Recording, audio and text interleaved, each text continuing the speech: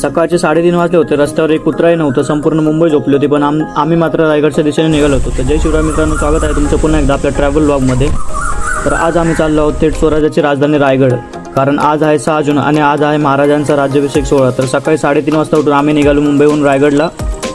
मित्र मला बाईकवर घेण्यासाठी आला होता. चेंबूरमधून आम्ही प्रवासाची सुरुवात केली. वाटेत पेट्रोल भरून गणपती बाप्पाचं दर्शन घेतलं आणि पुढे निघालो. रस्त्यात महाराजांचा स्मारक लागला. त्या ठिकाणी थांबून महाराजांना मनापासून वंदन करून निघालो स्वराज्याच्या राजधानीकडे. तर आम्ही आमचा प्रवास सुरूच ठेवला. अर्ध्या रस्त्यात थांबून आम्ही सकाळी मस्त वाईप घेतली, चाय पिली. चाय पिऊन मग बाईक मी चालवायला घेतली. सकाळची ती थंड हवा, समोर हळूहळू उगवणारा सूर्य. जसं सूर्य उगवत होता तसं आमच्या रायगडाची मजा आणखी वाढत होती. रस्त्यावर जाताना प्रत्येक क्षण कॅमेऱ्यात कैद करत होतो. काही भन्नाट सिनेमॅटिक शॉट्स, तर काही असे क्षण होते जे फक्त अनुभवायचे असतात. घाटातून समोर दिसणारे वळणदार रस्ते, डोंगरावर पडलेली सोनेरी प्रकाश आणि ती शांतता, सगळंच एकदम वेगळ्या लेवलचं वाटत होतं. रायगडाच्या दिशेने जाणारा हा प्रवास फक्त एका ठिकाणी पोहोचण्याचा नव्हता, तर प्रत्येक क्षण जगण्याचा होता. पुढे जाताना रस्त्याच्या कडेला शांतपणे बसलेल्या गायी, वासरं, हिरवागार निसर्ग, डोंगर, नदी आणि सकाळचं अप्रतिम वातावरण होतं. सगळं मन मोहून टाकणारं होतं. त्यामुळे मध्ये थांबून आम्ही भन्नाट सिनेमॅटिक शॉट्सही घेतले.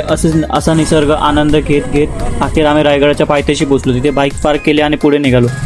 गर्दी इतकी होती, जिकडे बघावं तिकडे फक्त शिवभक्त आणि भगवे झेंडे दिसत होते. सुमारे 2-3 किलोमीटर चालल्यानंतर फ्री शटल सेवेने आम्ही रायगडाच्या पहिल्या पायरीपर्यंत पोहोचलो आणि तिथून सुरू झाला खरा प्रवास.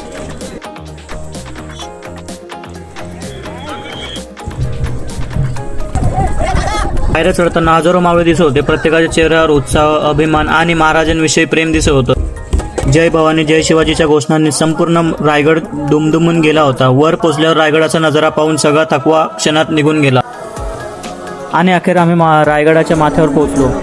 सर्वात आधी महाराजांचं स्मारक पाहायला गेलो होतो. संपूर्ण परिसर फुलांनी सजवला होता. ती सजावट आणि समोरचं ते ऐतिहासिक वातावरण पाहून मन खरंच भारावून गेलं.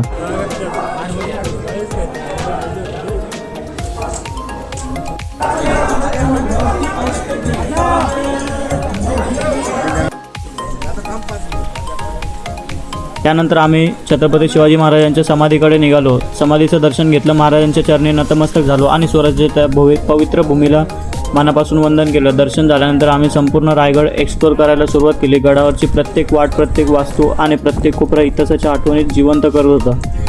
इतक्यात वातावरण बदलायला लागलं आणि रिमझिम पावसाने हजेरी लावली. पावसामुळे गडाचं सौंदर्य आणखी खुलून दिसत होतं. मात्र गर्दीही खूप होती. तरी त्या वातावरणाची मजा काही वेगळीच होती. गड फिरून झाल्यानंतर आम्ही गरमागरम पिठलं भाकर आणि चहाचा आस्वाद घेतला.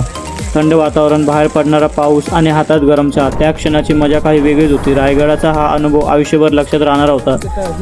स्वराज्याची राजधानी अनुभवताना मनात अभिमान आणि समाधान दोन्ही भरून आलं होतं.